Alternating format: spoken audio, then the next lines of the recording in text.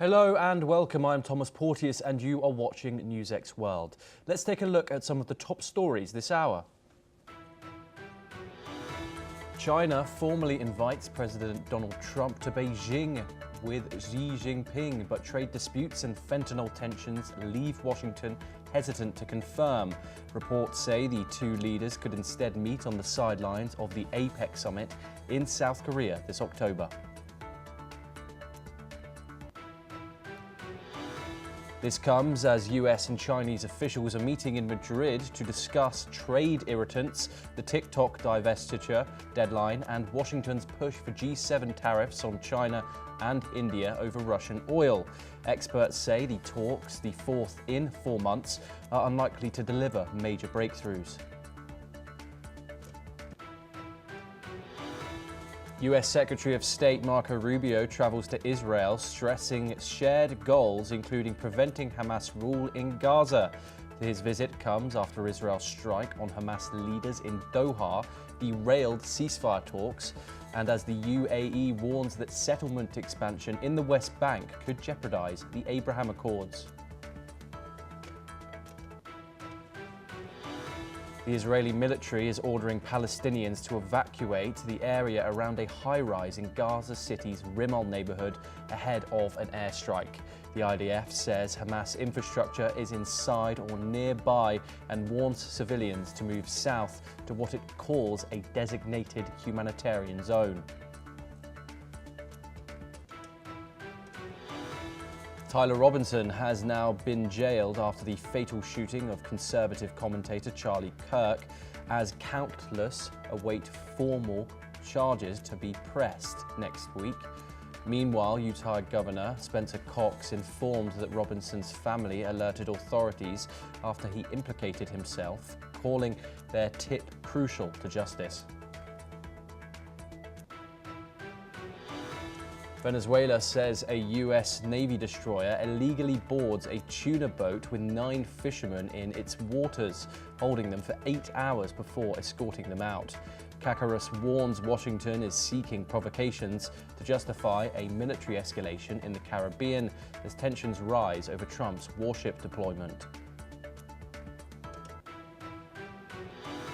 Ukrainian drones strike one of Russia's biggest oil refineries in Kirishi, sparking a fire after 3 drones are shot down. Moscow says the blaze is now contained, while Kiev claims a successful strike on Russia's energy infrastructure.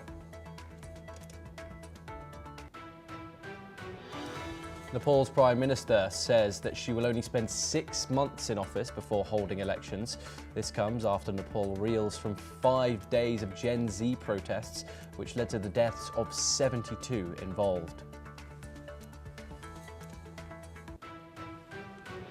Now we start this hour in the Middle East, where Doha is hosting an emergency Arab-Islamic summit after Israel's attack on Qatar's capital. Foreign ministers from across the Arab and Islamic leaders are gathering for a high-level preparatory meeting, and their draft resolution will be presented to leaders on Monday. Qatar's Prime Minister and Foreign Minister Sheikh Mohammed bin Abdul Rahman bin Jassim Al Thani has called this urgent summit. He is expected to address the delegates soon, setting the tone for a crucial moment in regional diplomacy. Arab League spokesperson Jamal Rushdie says this summit will send a clear message of full solidarity with Qatar, calling Israel's strike a violation of international law that protects mediators.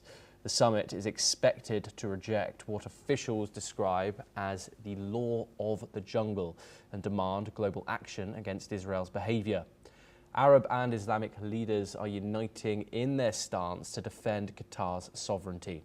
This meeting comes as US Secretary of State Marco Rubio arrives in Israel to meet the Israeli Prime Minister Benjamin Netanyahu to discuss rising Middle East tensions.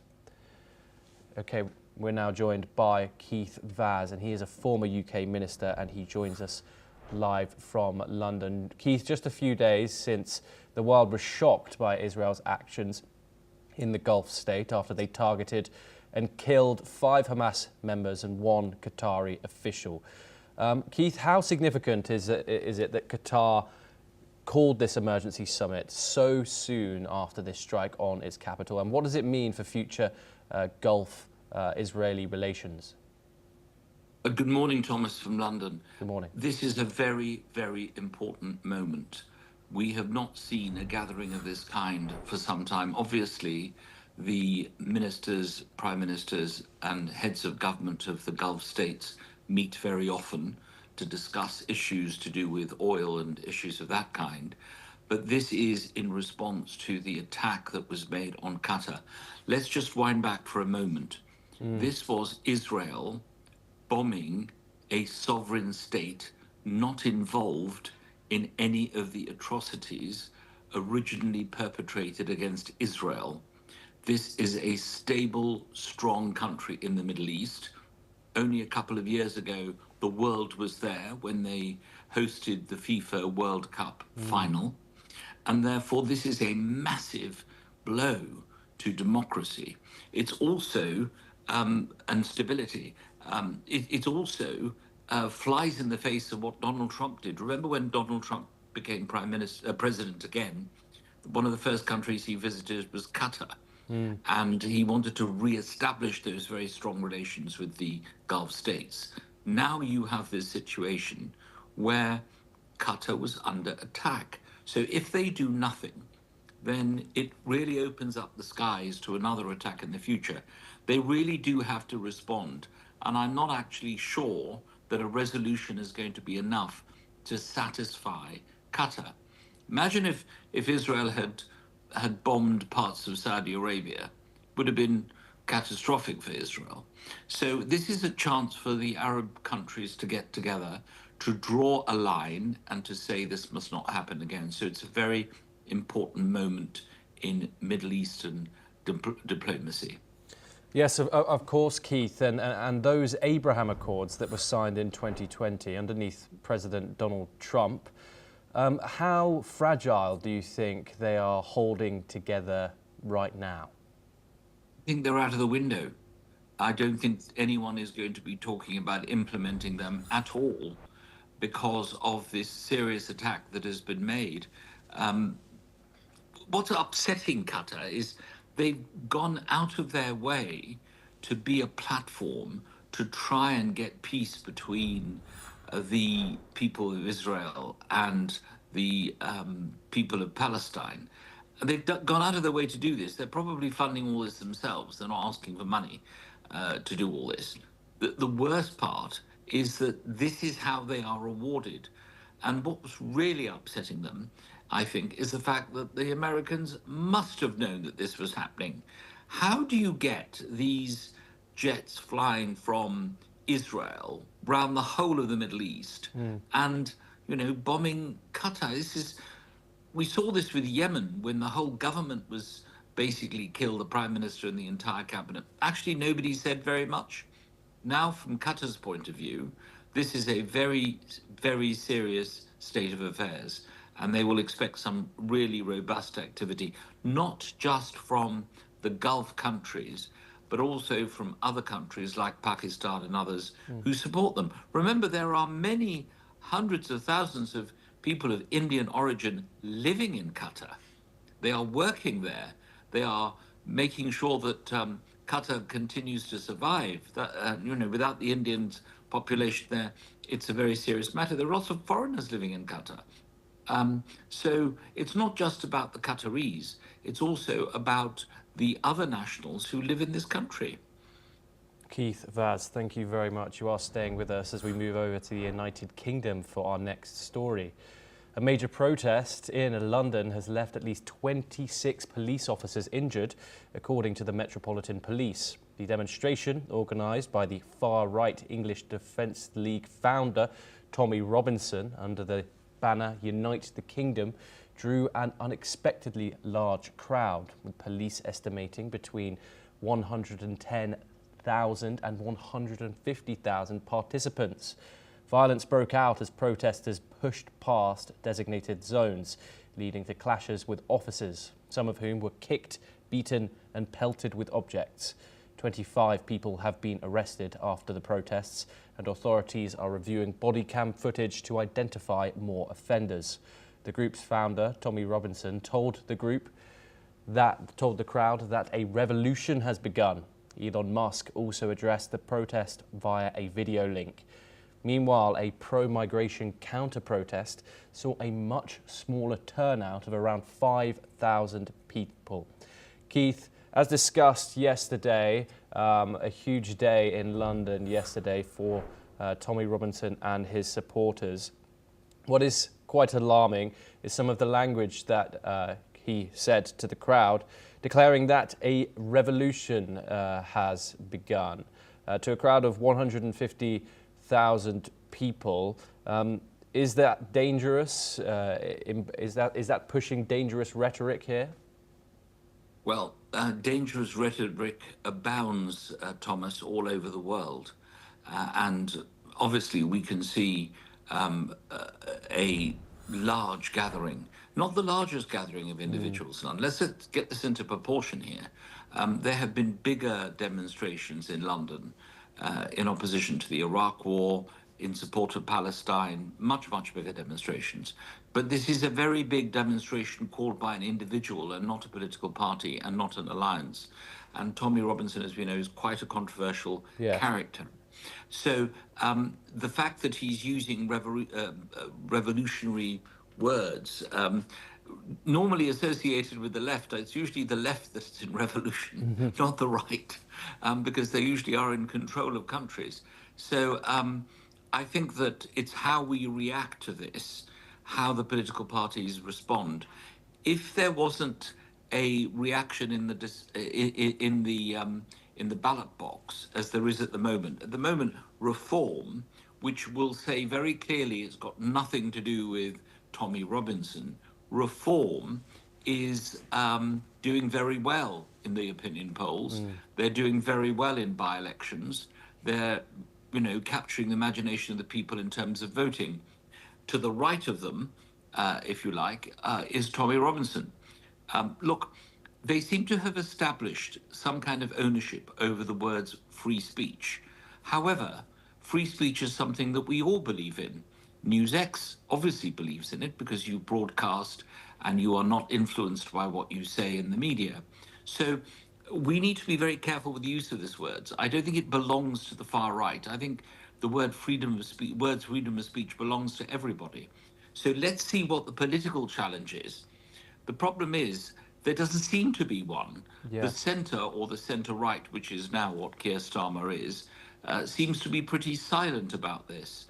There was a counter-demonstration, Thomas, but it was a very small counter-demonstration.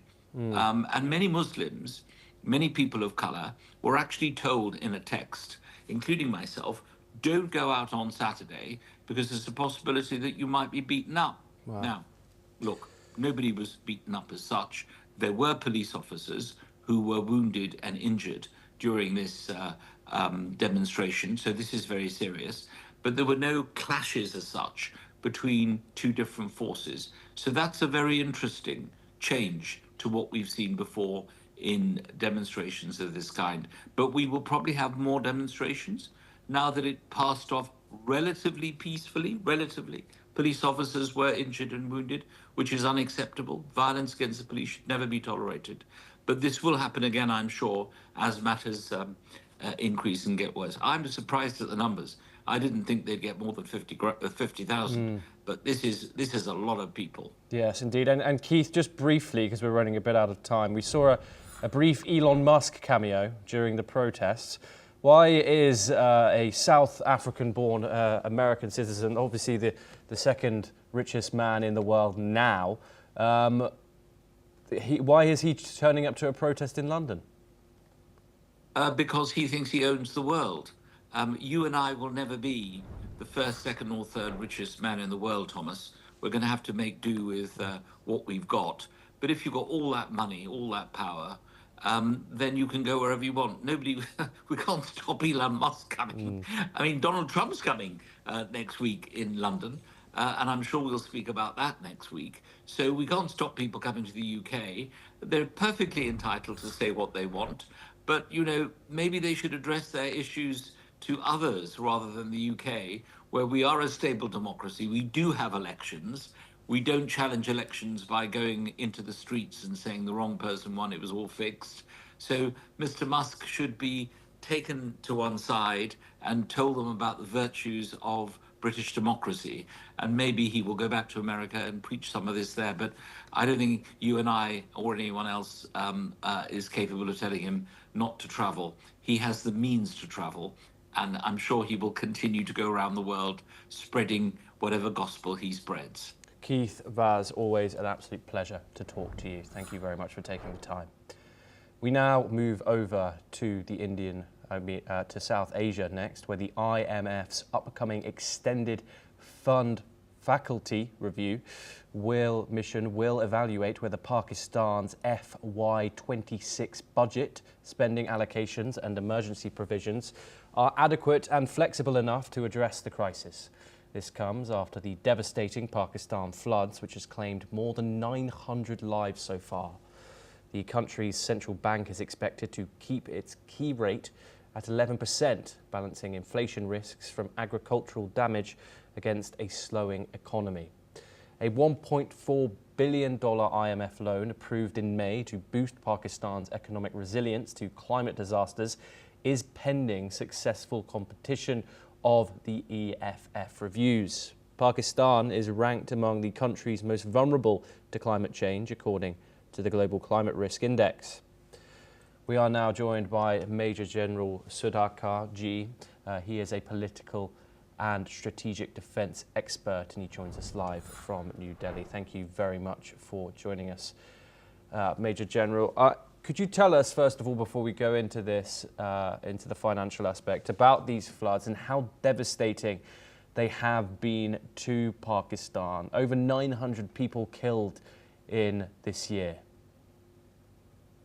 Thomas, good afternoon. Thank you for getting me to your show. And as regards the question which you are asking, this perhaps is going to be the third or the fourth one consecutive in past 5 years' time that Pakistan has been subjected to these kind of unprecedented floods. This time, the flood is highly devastating. There are 900 people as of now who are claimed to have died or missing. There are many more going to be reported very soon.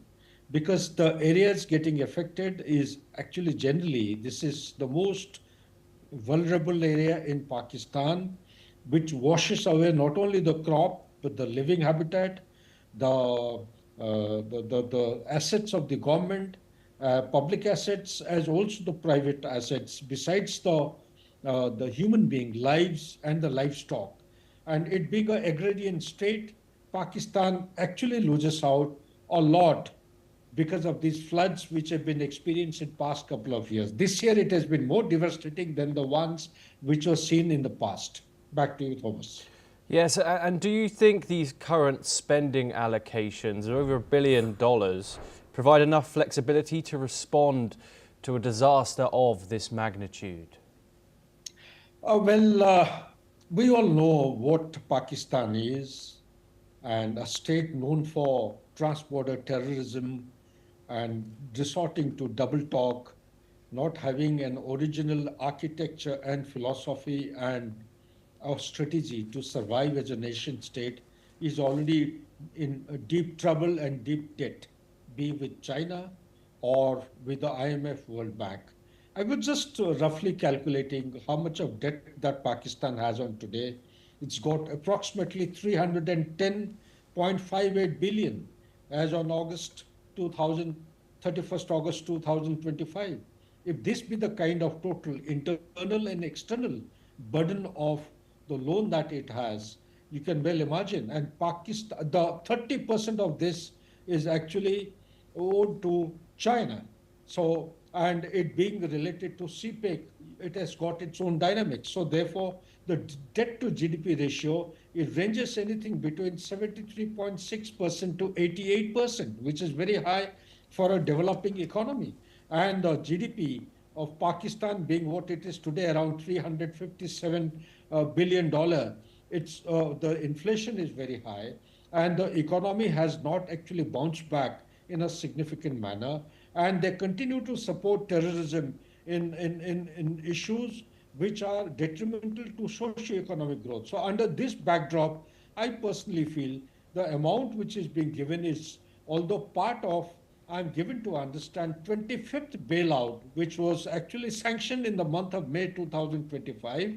It is part of that, I have been given to understand by very reliable sources. If it is other than that, even then this amount is actually a measly sum. This may not be sufficient to meet the immediate requirement of Pakistan. As such, as per my calculation, it requires something close to almost about $80 billion by the end of the year simply for debt servicing, the interest servicing. So where does Pakistan get this fund from? Apart from recycling the amount which is coming from IMF on different names and headings. These are the only, it is actually compounding the complexity of the finance management of the Pakistan. I only hope and pray that people who are suffering on ground, they are given some kind of, resuscitation to survive and go through this particular dilemma, natural disaster which they face. Yes, Major General Sardar Kaji, thank you very much for joining us and taking the time. We now move over to the United States, where restaurant businesses in Texas are being hurt badly as customers are afraid to leave their homes and staff remain scared of coming to work amid President Trump's immigration crackdown in the state. Let's listen in as a Mexican restaurant owner explains how immigration raids have affected his business. Sí nos ha afectado a nosotros de una forma general, de una forma global, a los restaurantes en Estados Unidos, porque tengo amigos en muchas ciudades que tienen restaurantes, hablo con ellos y el aproximado, en el caso de nosotros, nuestras ventas han bajado un 40%. Aquí cerca hay un complejo de apartamentos en donde hace como un mes Migración, ICE estuvieron toda una semana haciendo una redada de detenciones y pues prácticamente esas 2 semanas, la semana que estuvieron ellos y la semana siguiente, prácticamente no tuvimos venta, o sea. According to the Texas Restaurant Association, during the second quarter of 2025, 23% of its members have lost employees, 21% have reported receiving fewer job applications, and 16% have said they are losing customers as a result of the strong immigration policies implemented in the state. Meanwhile, the association is now urging the Trump administration to create temporary work permits. Let's take a listen in. So the Texas Restaurant Association has joined with several other important groups, the James Beard Foundation, the American Business Immigration Coalition, and nearly 1,000 different restaurant and hospitality leaders from all 50 states to urge President Trump to do exactly what he has suggested, which is create temporary work permits for longtime trusted immigrants throughout our food pipeline in America. We move next over to the Indo-Pacific, where in removing Indonesia's finance minister and U-turning on protesters' demands, the leader of the Southeast Asia's biggest economy is scrambling to restore public trust while seizing a chance to install loyalists after deadly riots last month.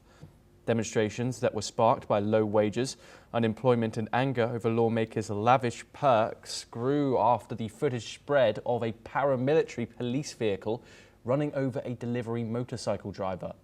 The ensuing riots, which rights groups say left at least 10 dead and hundreds detained, were the biggest of Prabowo Subianto's presidency, and the ex-general is now calling on the public to restore their confidence in his government. Let's listen in to what some protesters had to say. Kami belum puas dengan janji, dengan rencana, dengan kata-kata akan, dengan kata-kata meminta. Kami ingin bukti konkret. Pasca putusan MK RUU Pilkada, bisa kok dikerjain dalam 1 malam saja? Jadi kalau soal speed pekerjaan, mereka bisa kok luar biasa jikalau ada niatnya. The ensuing riots, which rights groups say left at least 10 dead and hundreds detained, were the biggest of Prabowo Subianto's presidency, and the ex-general is now calling on the public to restore their confidence in his government.